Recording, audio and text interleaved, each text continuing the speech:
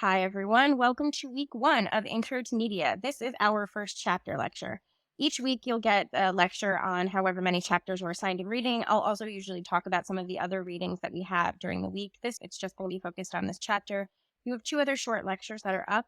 One that is focused on reading strategies for textbook like ours, and the other one is a syllabus overview so you can understand all the assignments throughout the semester. So I recommend that you guys listen to both of those. In the future, all of your lectures will be likely video. I'm having some problems with my computer, which is why this is also being a little bit late being uploaded, and I apologize. So for today, we're just getting an audio lecture. Our textbook is the Media and Culture, Mass Communication in the Digital Age. All of you should have this. It's critical that it is the 13th edition. You should all have it through the first day program, but I know it's a little bit pricey. If you don't want to buy it that way, if you want to return it, you can also rent it for, I believe, $45 for the semester. There's a link for that. If that's still prohibitive for you, let me know. Chapters 1 through 3 are already posted, so you have this week and next week covered. Those of you who are on campus, there is a desk copy of this. Okay, so in this chapter, we're going to go through basically the outline of what it is that this textbook does, what it is we're sort of doing, and understanding what media studies even is. So we'll define key concepts, communication, culture, but with specific meanings for this textbook, and also some new terms that have been developed in the last few years and are critical to this particular edition. We will investigate important periods in communication history. This course is a mixture of media literacy and history class. So some of you are taking this for history credit. So be prepared for about half of the course to be really focused on the histories and developments of media technologies. I will not, however, be heavily focused on names and dates, just so you know. A little bit, but not entirely. The other thing we're going to do in this week is learn how the digital revolution and media convergence have shaped today's culture and media environment. This week and next week are both very much about outlining the contemporary situation, and then we go into a history period. And then we're going to learn some tools that can help us think differently about media and consider how it's studied. We're going to look at issues related to the politics of media and representation and storytelling. And then we're going to talk about how judgment and opinions that we have about media reflect historically specific and political circumstances. And then finally, you're going to learn a new process called the critical process that you're going to use in all of your assignments for this class. You'll practice media literacy in a kind of structured way. So that's the overview of what we're going to do this week. The first thing I'm going to do is give you a really quick overview of my research and why I'm here, and I'll try to keep that really. Okay, so I am a PhD student at SCI, the School of Communication and Information. Those of you who are or may join JMS, that is the school that JMS is in, Journalism and Media Studies. I am in the Media Studies department, and I study art in relationship to social media. And a lot of people have asked me over the years, why would anyone want to study art in a media studies program instead of doing it in an art history program? And I'm going to talk a little bit about why that is, because I think it's a good explanation about what media studies is and what we're doing with this course, like what's important for us here. So this sculpture that's here, if any of you are from Chicago, this is called the Flamingo. It is in downtown Chicago. It has been there since the early 1970s. It was by an artist named Calder, and it was initially commissioned by a federal arts organization called the Art and Architecture Program, housed under the General Services Administration, which is basically the landlords for all federally owned buildings. So this was my very first job for the organization that commissioned this, and my window was right outside, like right above this. And so I used to watch people engage with this all day, every day. And so many things happened there, and it became a site of where people would meet each other. You would back when I had this job, people didn't have cell phones yet. So you would say, I'll meet you at this time at this place. And this was one of the kinds of landmark locations that people would cite for that. Also, it's a place where people have had picnics and protests and proposals. So art history would be interested in knowing who made this, why they made it, when they made it, right? Those are the major questions of art history. And then a lot of information about the intentions of the artist. But it didn't really ask any of the questions about the stuff I was seeing, about how people were responding to this. So I wanted to think about those things. So just like in art history, media studies is also going to be interested in the art itself or the object, or as we use the word in media studies, content, right? What's being created, whether it's a film or a book, or that is the content, that is what's the story that's in the book, the art itself that's in the gallery or in public space. That is our content, right? So art history and media are both interested in that. And to some extent, both art history and media studies are interested in who makes the thing, right? So art history is interested in the artist that makes it. They might be interested in who helped support that project, but they tend to be less interested in some of the larger institutional questions, right? So I was interested in that organization that I work for, the General Services Administration, because I wanted to know what kind of an investment the federal landlord structure, kind of administrative body, would have in the production of public art. What would be their interest in that? And of course, it came to be that this is a question of cultural diplomacy, which was created during the Cold War. It was a way of creating a sense of cohesive culture, or what we'll talk about later, a consensus narrative about the national identity. That's something that's less interesting to art history. Not entirely not interesting at all, but typically not very well studied. But the thing that really sets media studies and the work that we're going to be doing here to some extent apart from other kinds of studies of the content that exists in media is the way that audiences use and interact with the media that they encounter. That means Chicagoans' protests here. That means people who have used photographs of this in ads or whatever. The way that people take these things and create meaning for them, for themselves, and for their communities in ways that might not actually align completely with the people who designed it in the first place or who distributed it, right? So how are we as audiences engaging with media as both sometimes makers or remakers or responders, but also just in the process of how we consume it, and that process not being passive, right? But we're thinking about how we use media in our own senses of identity and community construction. This is a big part of what we're going to think about this semester. Okay, so this lecture is going to be broken up into sections that will actually match the major headings in your book chapter if you want to follow along that way. And the video should have chapter markers on YouTube so that you should be able to take breaks and follow along as you like. So our first one is looking at understanding media today. So in this first part, a lot of what we're going to do is we're going to break down some of the terms and definitions that our book throws at us and also consider the world that we live in at the moment. So our first most basic definitions for this course, media and medium. And this is one of the first things, our chapter addresses, and we need to clarify what we're talking about when we use these words. So by definition, media refers to a kind of mass communication, right? It is a plural form of medium. Medium being the process by which something is, like, the materials through which something is created, right?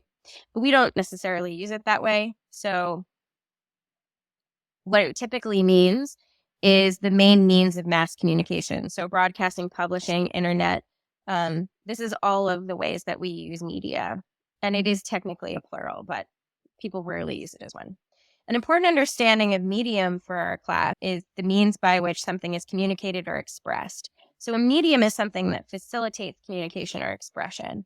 And media refers collectively to different mediums that exist in our lives that facilitate communication and expression. When we talk about something like Facebook or Instagram, it combines so many different things in part of a larger system of media, of digital communication, that doesn't just facilitate communication, right? It structures and changes how and what we communicate.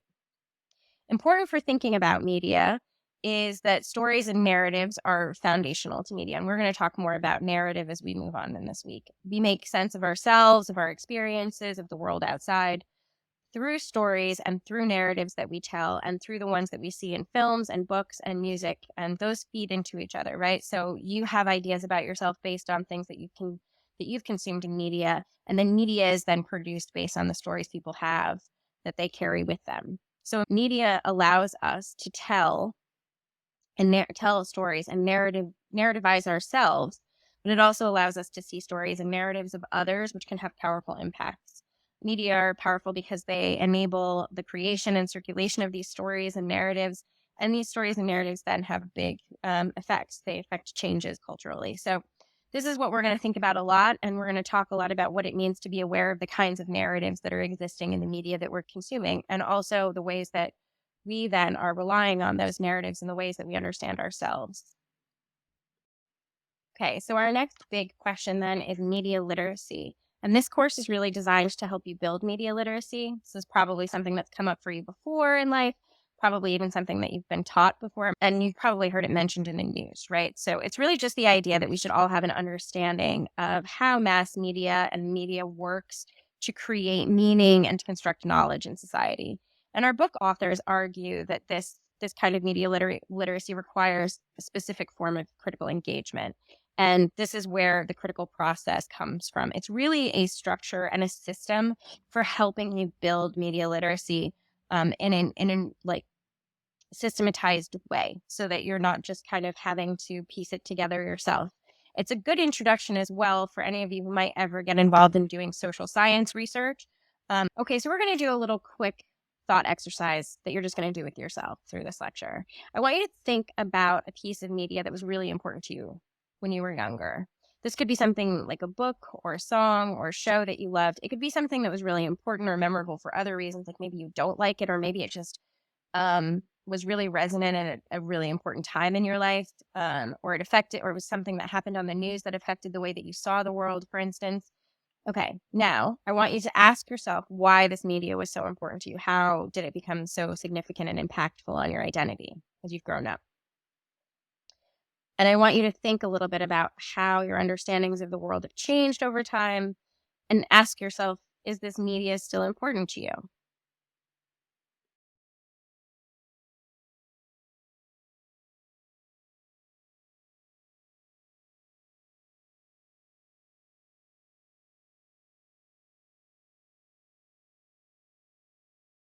If it's still important to you, why was it so important to you? How is it important to you now?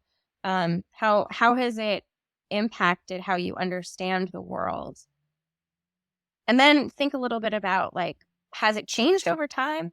Your relationship to this media, does it change? Like, so if you have a favorite book, um, do you feel like you've outgrown it? Do you feel your perspective on it has changed? If you have a book that you've reread several times, or a television series that you've binged over and over again, how have your relationships to that media changed as part of your changing? If you thought of something that shaped your understanding of the world, um, in other words, like a really important news event in history as you were growing up that happened that shifted how you understand things, does that still feel true to you today? Or has it informed the way that you're thinking in a way that's now different? Um, what do you think of your current media preferences and understandings? Say about your identity, or how you saw yourself in relationship to a character in a beloved book or film. How do you see the world now? How does that favorite piece of media or impactful story from childhood fit into your current identity or understanding of the world? How does what you like connect to how you understand yourself and how you engage with others? Consumption in this way, right? What we consume, the media we consume, is one of the ways that we actually then filter that through our sense of self. And that's one of the ways we use media, right? So, how are you thinking through media?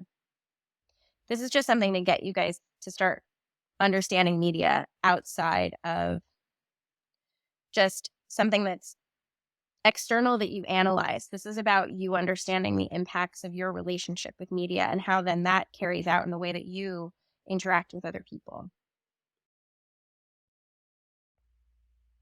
Okay, so just like our larger book, this lecture also has a little chunk of it that's about looking at our history in relationship to media. The 21st century is going to be defined by some things we're going to get into in a minute looking at. But before we get there, we're going to take one step back and look at the concept of mass media. So, mass media is opportunities for really large numbers of people to be consuming media at the same time or in relationship to one another, right? So, before the existence of mass media, we're really dealing with things that are very like interpersonal, one-to-one basis of communication. Mass media is where you have the ability to speak from one to many, or from like one organization to many people, right? So this is how we get to this place. And these are industries that produce and distribute all of the media that we consume.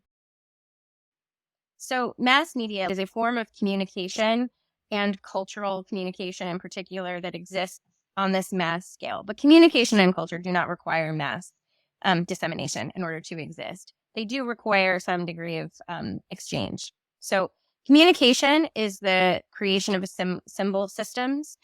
So that can be languages, it can be emojis, it can be computer code. Communication is the structures by which we convey culture And culture are the expressions of individuals, groups, and societies that are used to make sense of their daily life and articulate their values. Culture is a process that delivers those values from a society through products or other meaning making forms. So, communication helps us express culture to one another and also delineate difference. We speak the same languages, whether that's again like actual spoken languages or knowing the right emojis for a Reddit group. That's a form of communication. That's also a form that defines that culture, that specific culture. Cultures can be very small and they can be very large groups as well. They can be nations. What marks our current moment and what makes the current moment really different is that we don't just have mass media. Mass media, like I said, was really defined by the ability of filmmakers or musicians or whatever to create a form of communication, a cultural object that then was shared with many, many people, right? So that means someone writes a book and it's published and lots of people read it, or everyone goes and sees the same film, or this is the reason that slide had a picture of Elvis on it, is because that degree of fame was really new to that moment of mass media, television in particular, right? Broadcast media where everyone had 4 channels that they all watched. So culture was really large. It was really homogenous in many ways, but it also was really wide reaching for the first time. What we have now is mass personal communication. And mass personal communication is a method of communication that mixes and matches aspects of both mass and interpersonal communication. Interpersonal communication is the talking to your friend next to you, right? Or making a phone call, right? That is interpersonal communication. It's 2 people talking to each other or maybe a small group of people. That's interpersonal. But if you have broadcast, that's one person speaking to many people.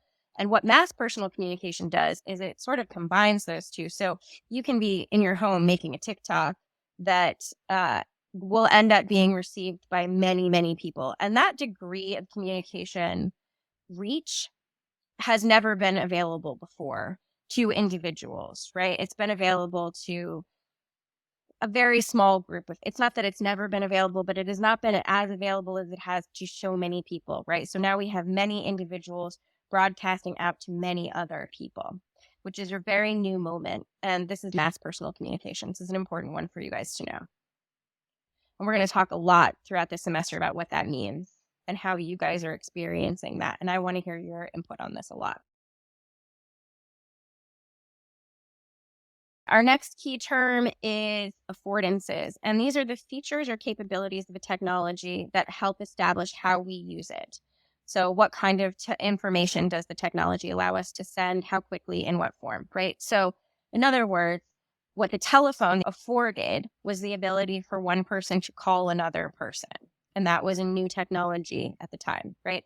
Or what radio afforded was the first ability for voice from one person to reach many people at once. So the affordance is what does it allow us to do, right? And in both of those instances, it also is allowing us to do it immediately, right? As opposed to a recording that then gets sent out later. So think about affordances in terms of what it allows and how, and in what form, and to whom. We'll talk more about that. So we have eras in early and mass communication. So the terms that we've just been talking about of mass communication, mass personal communication, and the affordances of technologies are important for us to think through this past period too, right? So let's take the term affordances and apply it to these different periods. You have before mass communication, you have early communication, and that's divided into 2 sections, right? You have the oral-based histories and communication models, and then you have written, which means handwritten, right? So that means people writing on papyruses, that means hieroglyphics. That's the beginning of written communication. So oral communication affords a kind of flexibility, right? If you're communicating primarily orally, then histories can change. They can develop and shift based on the communities that are telling them. Stories are flexible. That's a kind of affordance in itself. When you start to have written communication, that allows for a kind of formalization of narrative that stays consistent. That's an affordance. It's also potentially a kind of a loss, right? Which is something we'll think a lot about. Every time we have a new technology, what it affords us also means that something else isn't happening the same way anymore. So to go from oral and written communication to the birth of print and the printing press. And although your book likes to tell you that this emerged with Gutenberg in Europe, movable type existed in the Middle East and in Asia before they ever existed in Europe. But the printing press and the ability to make multiples of the press itself was what made the Gutenberg press most known throughout history. Also, of course, there are other factors. But just to give you guys a little bit of a grain of salt in relationship to the textbook, the Gutenberg press is not the first movable print. But it did have the largest impact on culture because of its ability to then be reproduced itself, the press itself. This was the beginning of mass communication for lots of people to be able to have access to information directly. So what that means, what it does to suddenly have many people being able to read the same thing and not have to rely on somebody to read it to them from a handwritten book, which is what Bibles and most communication was for a very long time, up until 14th century. That was how you primarily communicated. You had to rely on other people. Not everyone was literate. Not everyone had access, and all of these things had to be handwritten. So that meant that the vast majority of people were reliant entirely on what they were told by others. So you can think about what that means on kind of a power structure level. That means that the people who have access to that information and who then disseminate that information have quite a lot of power, compared to what happens when you suddenly have this easier, faster, and more accessible model of people being able to get information and be able to share that information. A book can be passed around hand to hand. People become more literate. This produces revolution and criticisms of power structures that existed at the time. It also produces an expansion of the ideas of individualism, right? Suddenly you have the self engaging with information as opposed to a community hearing information collectively. That doesn't mean the self never existed before, but this is an expanding notion of individualism and to some extent a loss of collectivism and community that comes with that, right? So this is the very beginning of our mass communication. We're going to talk so much more about this in 2 weeks. Following print, we have the emergence of electronic technologies. And this doesn't really fully start to take off until the early 19th century. What we're having here is the ability for sound and pictures to be captured and communicated from one to many, right? Or from one to one even, right? So telephony is a one-to-one. This is the beginning of instant communication. A book takes a great deal of time to print, even if you're not having to handwrite it and it's infinitely faster than when you did have to handwrite it. Now you can put it in a printing press. You still have to write the book. You have to turn all of that handwritten writing into print that then gets reproduced. And then those things need to be bound and distributed. It takes quite a lot of time. So if you think about an important idea, how quickly it moves, that's going to be a much slower movement than what you start to get with the ability to communicate over radio waves and television waves. So broadcast is the beginning of information as well as a kind of commodity. Your book makes this distinction. There is an expansion of the idea of information as commodity. And then you also, with that, have the rise of the beginning of corporate control. We're going to talk so much about the kinds of companies that facilitated the beginning of the telephone and the telegraph system, and then eventually radio, TV, and film, and how those set the ground for this very small group of companies that control everything now, how that was already seated in this history. And this is where you get the birth of the mass nation, mass communication, mass culture, where a large percentage of a diverse population is consuming the same media. And that contributes to another one of our important terms for the chapter. So mass nation and consensus narratives. This produces huge consensus narratives. They reflect specific values and assumptions about what the world is, how it should be.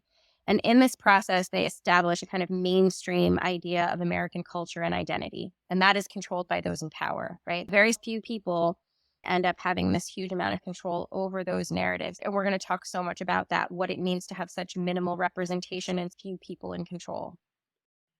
So then finally, that brings us to the digital era. And you're going to learn all about the birth of the internet and how this has impacted so many things, right? Digital communication converts content.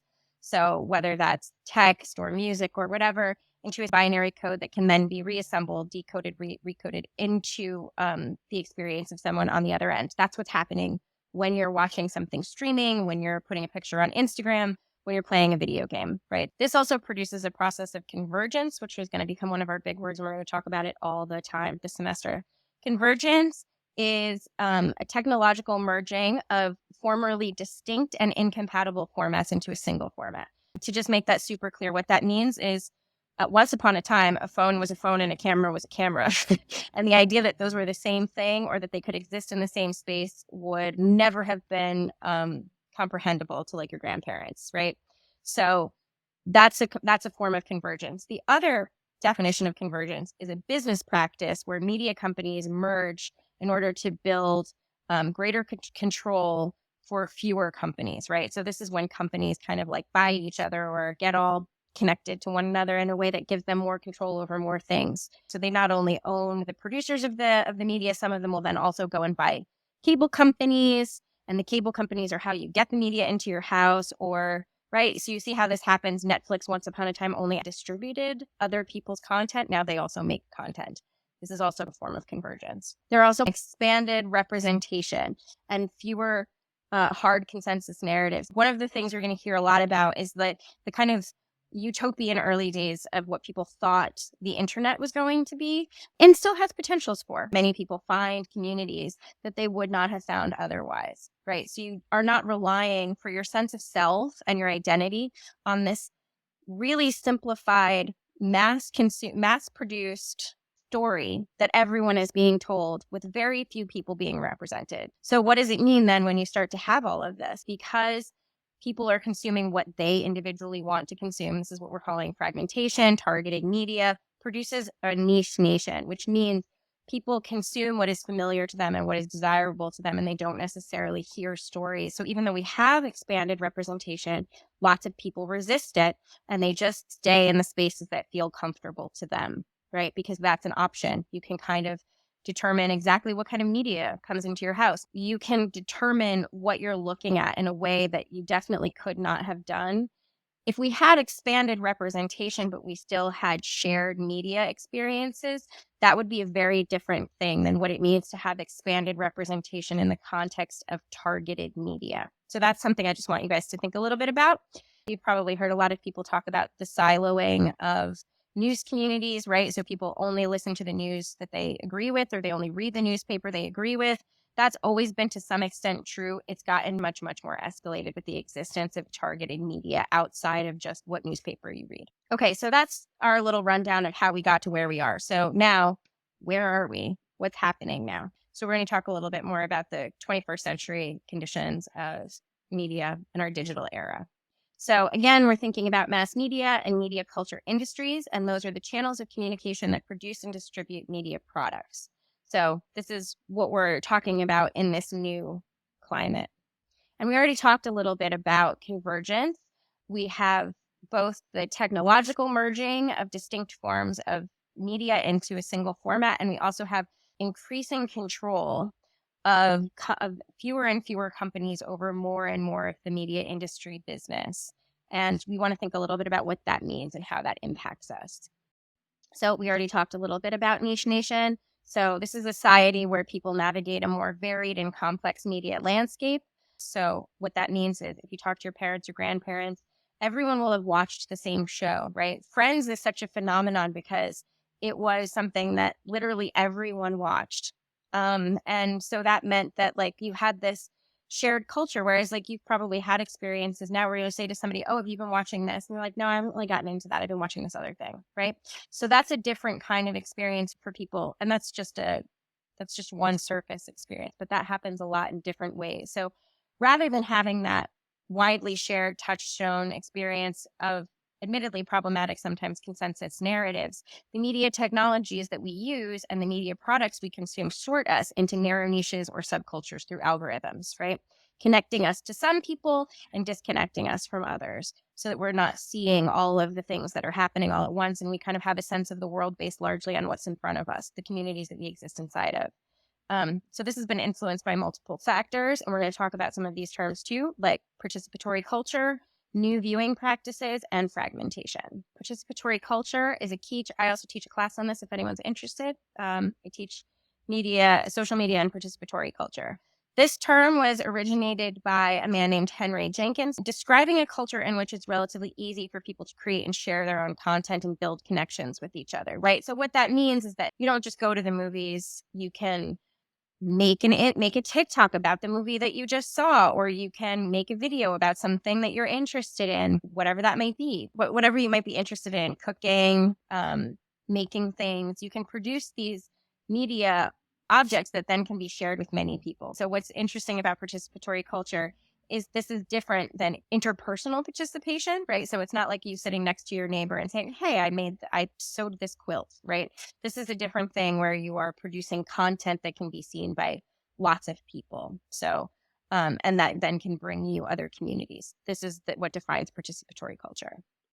So our next key concepts that come out of this understanding of niche nation is fragmentation and new viewing practices that we have. So these new viewing practices have helped to produce the experience of niche nation. So again, we have fewer and less powerful consensus narratives because we, as our viewing practices sort of indicated by this image below, shows the difference between a mass fan base and a multiplicity of niches. So we have lots of different people watching lots of different things. Again, like I was saying, you probably have people that you talk to about specific shows that you guys watch, but you don't necessarily talk to everyone about it because they're watching different things. And that's true of the podcasts you listen to or the music that you like. Things get really fragmented in this way. And so fragmentation, what is the effect of this, right? It's the separation of what had been the mass into different groups that are sorted largely by the algorithm, which we'll talk more about next week. Next week is all about algorithms and the internet and gamification. So this can lead to problems like political polarization because, again, your worldview is so affected by what it is that you're consuming as far as media and the way that you're understanding the world, right? If communication is how culture reaches us, and culture is an expression of shared values. If we're seeing different media being communicated to us, if we're not sharing media, then we're experiencing different value structures. And that means that we have some pretty big issues that we have to tackle socially, of people not knowing how to communicate with one another because the foundations of their value structures have been shifted, and to some extent through this process of fragmentation. I'm so curious how you guys are experiencing this and what you think about it. We'll talk a lot about that through the semester. So now we're going to talk a little bit more about how we might be thinking about media and thinking about how we study and engage with media. So your book gives you this helpful diagram for the 3 ways that we engage with media. And it looks very neat and tidy. It's an equilateral triangle of roughly the same size pieces. I think that for most of us, this would probably not be the case, right? We probably have very shifting and different relationships to these roles, and they change over time. But you have your consumption. We're going to talk more about how media consumption works in a minute, whether or not that's sitting there and passively consuming something, or how we consume in a way that might actually be more active, even if you're not making something or putting something back out, right? And then we have producers, media producers, which all of us do on some level or another, unless you somehow have managed not to participate in social media at all. It's very unlikely that you aren't having some role of media production. And then finally, there's this question of the media citizen, right? So a citizen is a figure who has rights and responsibilities. And your book wants to think a lot about how in democratic societies, citizenship comes with expectations of being informed, participating in civic life, and caring about the common good. So media have been studied a couple of different ways over time. Media studies have different historical moments. And originally, people had what's referred to as a linear model for understanding, and that was eventually replaced by the cultural model or the cultural studies model. And we're going to talk a little bit about what those are. So the linear model of communication, it's important to note this existed before mass personal communication. It existed before social media. So this is how people were thinking about largely mass media communication, when you were being communicated to through broadcast media like the radio and television and newspapers, right? So small group of people producing content for a large group of people that was largely consistent.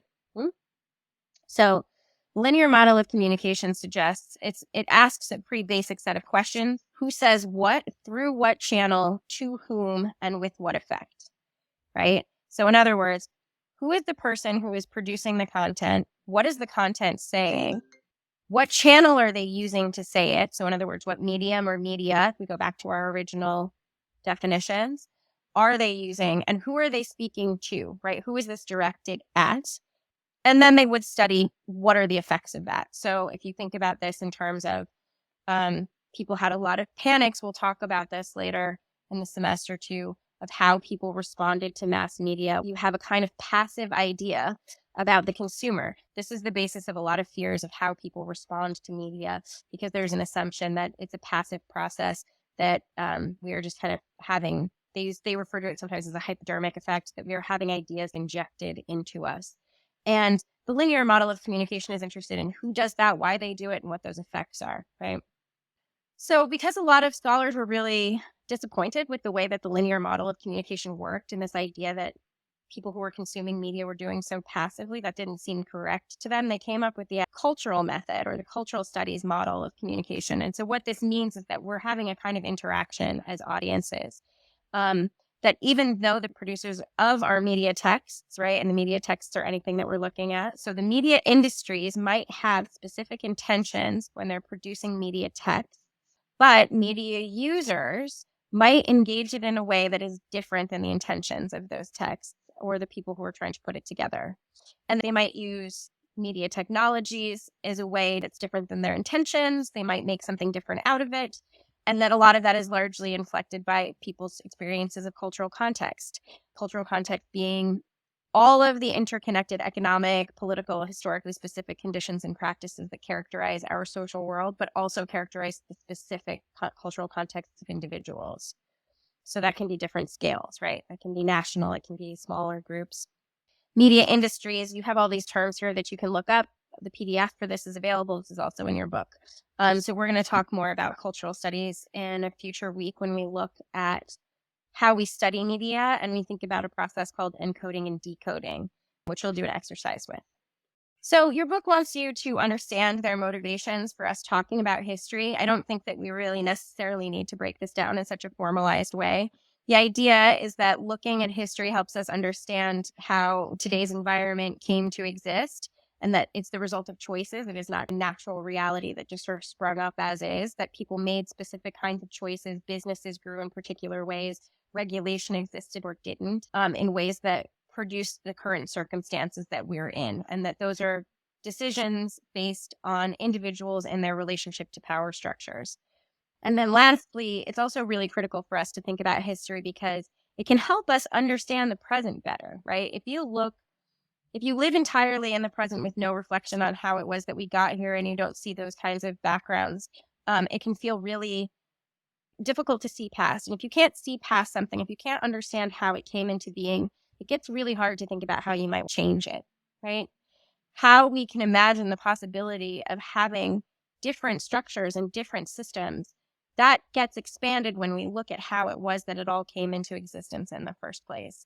And it gives you breathing room to think about how you might not necessarily agree with the current moment in some way or another, right? Whether that's the fact that we are becoming more and more reliant on technology, and yet technology is not necessarily more and more available to everyone, right? So if we're thinking about those kinds of things, looking at how we ended up here, looking at how other countries made different decisions or other groups of people made different decisions and have different results in their contemporary moment can help us have new eyes to think about how we want to move forward and how we want to think about what's next. So that's why we're going to spend quite a bit of time thinking about what happened with the emergence of all of these different medias. And again, that's like a good 4 weeks in the middle of our semester where we'll be talking about history.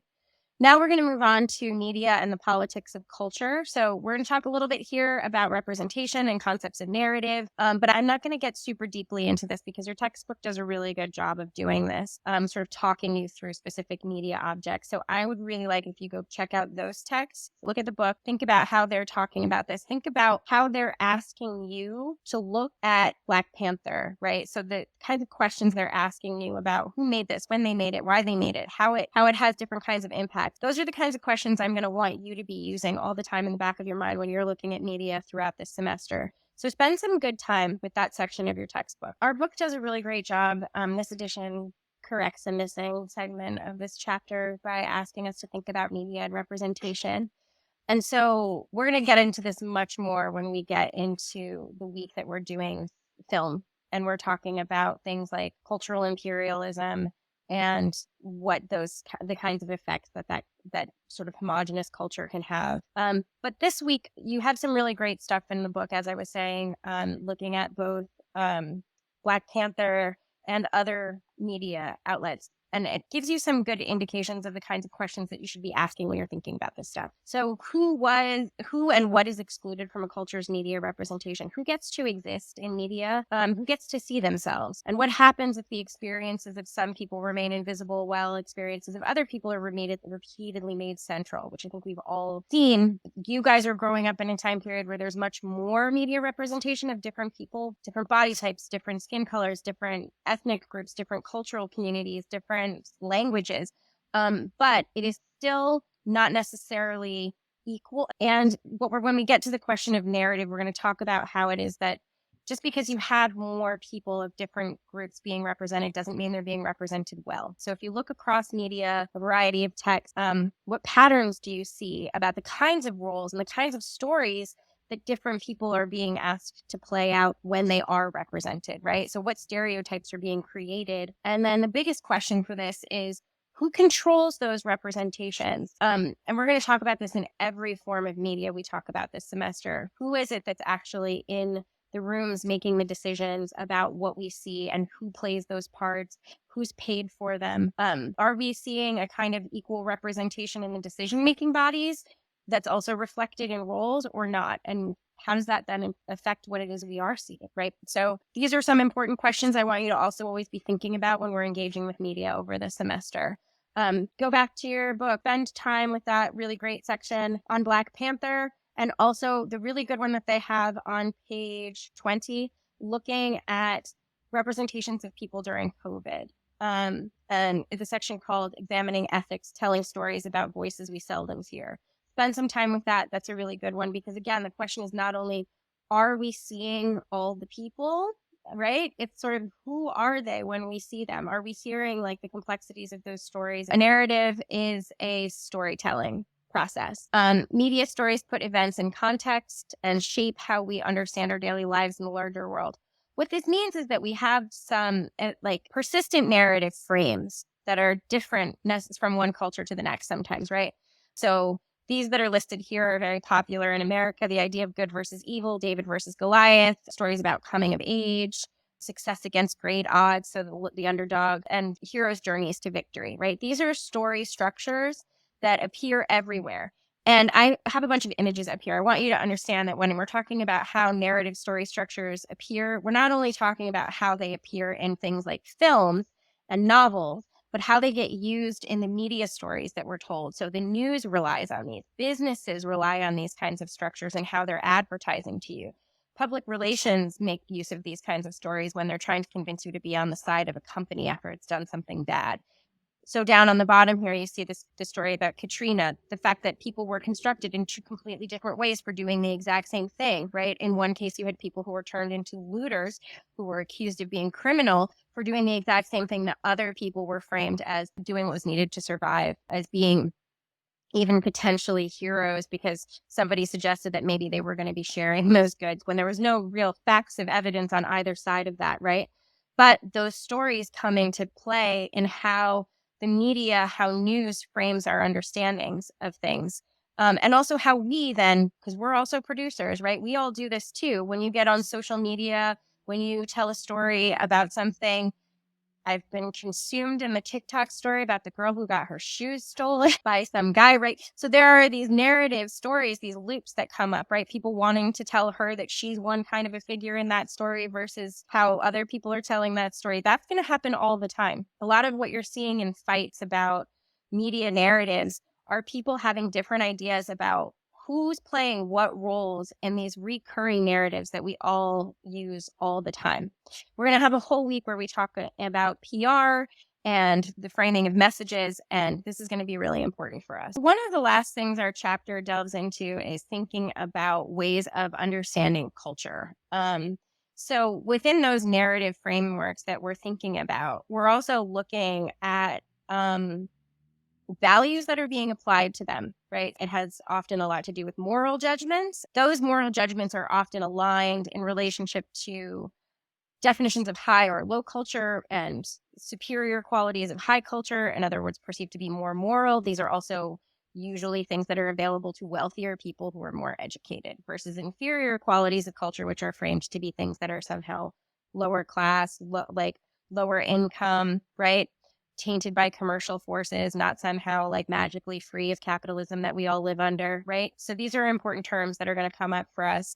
And this gets framed often in this idea of the skyscraper model of cultural value. This is included in your textbook too. You can see here that it puts things at the top that are considered to be very valuable.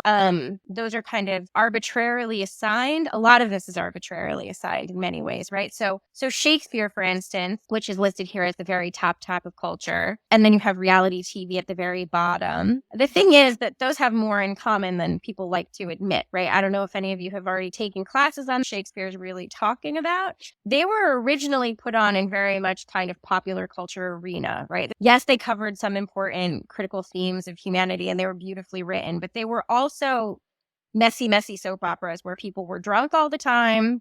Booze was sold. There were actually sex workers working in the aisles, and there were little bladders full of blood so that they would splash the audience during the show. It was a chaotic thing, and it was not meant for only a certain subset of the population. They were popular culture.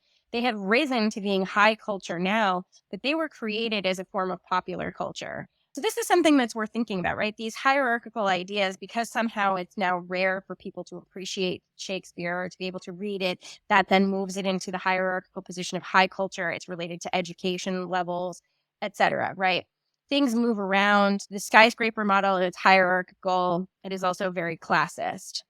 We all very likely have experiences all up and down this structure, right, of things that we like, that we engage in. And this is an old model that used to be in the other edition of the book. It's not in this one anymore, but this is a kind of counter to the hierarchy model.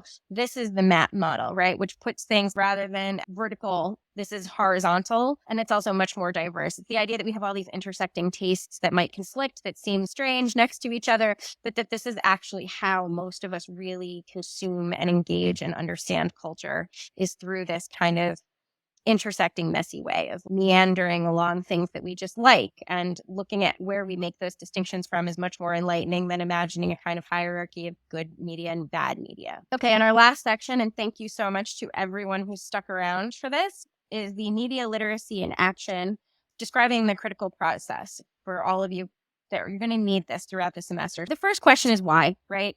Why a critical approach? Why does this matter? And our book gives us a few reasons and to think about how this is important in how we pay attention to and how we can cultivate media literacy in ourselves as critical consumers of media, and how that helps us participate in broader debates in media culture, but it also helps us think about our role as media citizens in relationship to democracy. So how we can use media to help bring about something positive in society, how we think about our engagement with it. So we need to have a critical eye in order to see that, to make sure that media is having that positive effect that we're looking for. Another reason to be critical is that we live in a constantly changing media environment, and this is how you can kind of maintain an ability to stay current on understanding what's happening, because it's going to require different standards by which we judge society and culture. We have new relationships to what those media representations mean and the kinds of narratives that they're producing and how they're producing them. So media literacy is really important for this. And if you're going to be somebody who continues to engage with media, to work with media in your life, knowing how those standards and values are shifting in relationship to technologies and their affordances is going to be really important for you, right? And it's important for all of us who are just citizens of the world as well. Okay, right. So what exactly is the critical process? This is a pretty useful process, I find, for how to go through these steps. And so you have description, analysis, interpretation, evaluation, and engagement. And this is, of course, by no means the only way to be critical. around media, but it's a really useful framework and it's a good step-by-step process that we're going to build off of in this class to help us break down pieces of media and do this kind of critical thinking so that it can help us see and know how different facets of media work. And it allows us to engage in these bigger discussions in a way that's based in data, right? So this is probably the most important thing I can get you guys to understand. That description one, that number one, it seems like the least important. It is the most important. And this is true for anybody who's ever going to go into social science research or anything like that.